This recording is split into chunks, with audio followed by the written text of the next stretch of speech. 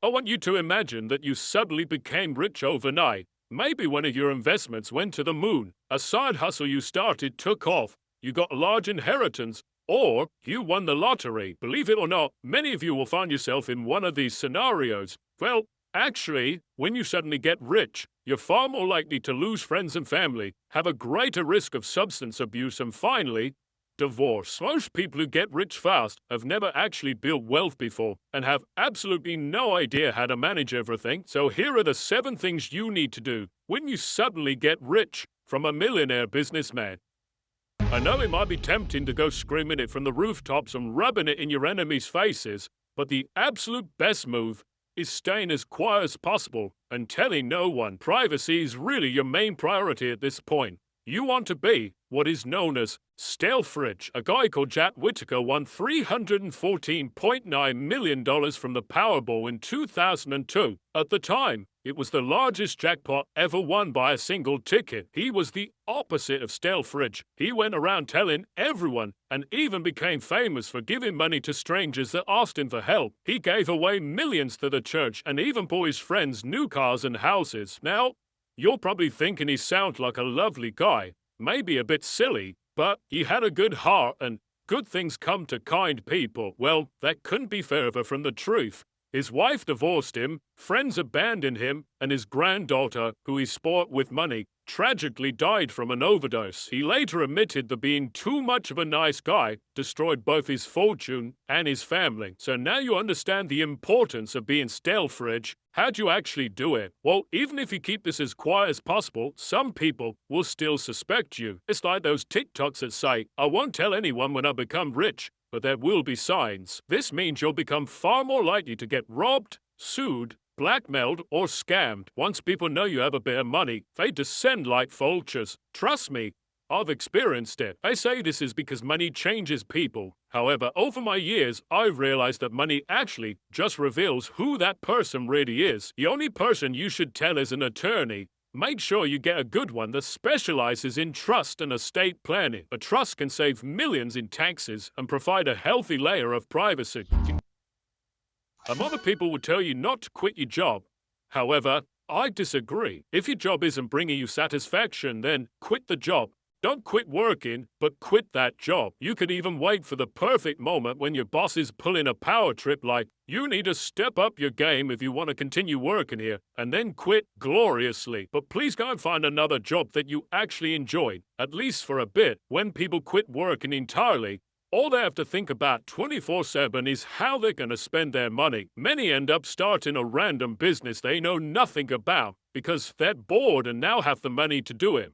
Some people even buy restaurants and end up on Gordon Ramsay's kitchen nightmares. Being rich and bored is a really dangerous situation to be in. The way I've always thought of it is, if you're working, then you're not spending. So keep your life as normal as possible for at least 6 months. You need to process having all this money and not give in to the temptation of spending it.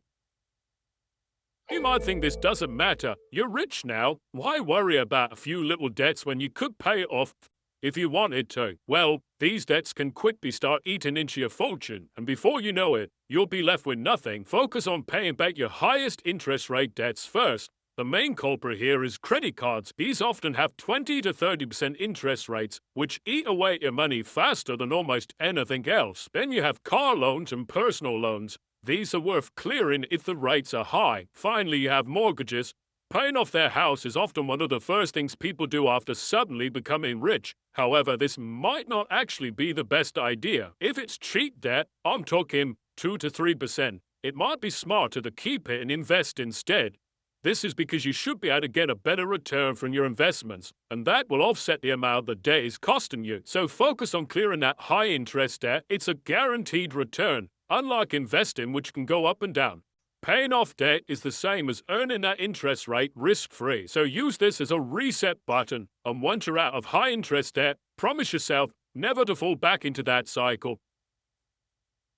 When you become rich all of a sudden, the people closest to you often feel entitled to a share of it, because in their mind, You didn't earn it with honest hard work. They'll start asking for loans that they often don't intend to pay back, or even come up with genius business plans they need you to invest in. Trust me when I say the fastest way to lose family and friends is to lend them money. Just don't do it. They may resent you a little in the moment, but they'll get over it. That's far better than getting into a messy situation where everyone falls out. But what if you want to help out family and friends? Well, I have a simple rule. If someone I know asks me for help and they genuinely need it, then I give them the money and don't expect to ever be paid back. On one condition, they never ask me for money again. I recommend you do the same, because you don't want people using you as their emergency fund. If you help them out once and they know they can come back for more, they're less likely to be responsible with their own money because they know it just bailed them out again. I know this point sounds quite heartless, but it's really the opposite. Sometimes you have to be cruel to be kind. This will save you far more friendships than just being someone else's piggy bank. But when most people get rich quickly, they still have a consumer mindset. They look at the money sat in their bank account and think about all the ways they're going to spend it. My son's friend's family actually won the lottery when he was younger, and his parents went out and bought a new house worth over $10 million, a couple of sports cars, and sent all their kids to private school. Only 2 years later, the dream collapsed.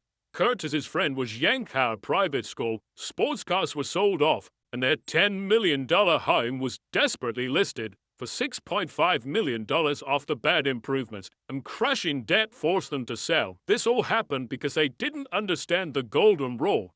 Never spend the principal, only the interest. You should be trying to grow a money tree that produces new income every month, not cutting it down for temporary firewood. That's where your freedom figure comes in. Work out exactly how much income you need each year to live the life you want. Then multiply it by 25. So if you want an income of $200,000 per year, you'll need to invest at least $5 million of your new wealth. The idea is that you'll never actually have to dip into the $5 million and be able to live on the $200,000 of interest every year. Even if you haven't received a large sum of money and become instantly rich, it's still worth working out your freedom figure, as it's a great target to aim for. The Rule of 25 is based on a 4% safe withdrawal rate. I personally aim to grow my money by more than 4% though, just to be safe. That brings us on to the most common thing I hear is, where can I find those kinds of interest rates? My account only gives me 0.5%. The truth is, you're not likely to find the kind of interest rates you need for the Rule of 25 in an ordinary account. You need to open an investing account. So let's say you somehow got your hands on that $5 million we talked about earlier. How could you invest it? Well, at this stage, it's way more about preservation than growth. Of course, this does depend on your age and how much risk you want to take. But here's an example of how I would consider splitting it up. Remember, I'm not a financial advisor, and this isn't financial advice. First of all, I'd put $1 million into a low-cost total stock market index fund just like this one. It includes over 1,300 different stocks, so it's very diversified. Its top holdings are big companies like Apple, Microsoft, Amazon, Nvidia, and Alphabet. This is your long-term growth engine and has averaged about 9% per year over the last 20 years. But future returns could be higher or lower. On $1 million, that's around $90,000 a year. Second, I'd put $1 million into a low-cost total bond market index fund, such as this one. A bond fund is a pool of loans you give to governmental companies. Instead of owning one bond, you own a basket of many, which pays you regular interest and is generally considered safer than stocks. This should help you with stability in the event of a market crash. Broad bond market indexes have averaged 4% returns per year. On $1 million, that's $40,000 a year. Third, I'd put $500,000 into residential real estate, like single-family homes, and another $500,000 into commercial real estate like warehouses. I like this split, as residential real estate is great for property appreciation. U.S. housing has historically grown at about 7% annually, so on $500,000, that's $35,000 a year. Commercial real estate is great for steady cash flow as tenants normally stay for years and also maintain the property. If you buy right, then this historically gives returns of around 8% per year. So on $500,000, that's $40K a year. Fourth, I'd put $500,000 into blue chip crypto like Bitcoin and Ethereum. Bitcoin has been one of the best performing assets of the last decade, so it makes sense to have it in an investment portfolio. However, it is highly volatile and can go down just as fast as it goes up. So treating it as a 5 to 10% moonshot allocation makes sense. Bitcoin's last decade saw explosive gains of 49% annually, but past performance doesn't predict the future. So let's normalize it to a 10 to 15% range. $500,000 could average roughly 62.5K per year. Fifth, I'd put $1 million into a high-interest savings account, such as this one from SoFi that offers up to 4.5%. On $1 million, that's $45K a year. Altogether, that example portfolio could generate around $312,500 per year in passive income if markets perform like their long-term averages. But remember, past performance is no guarantee of future results.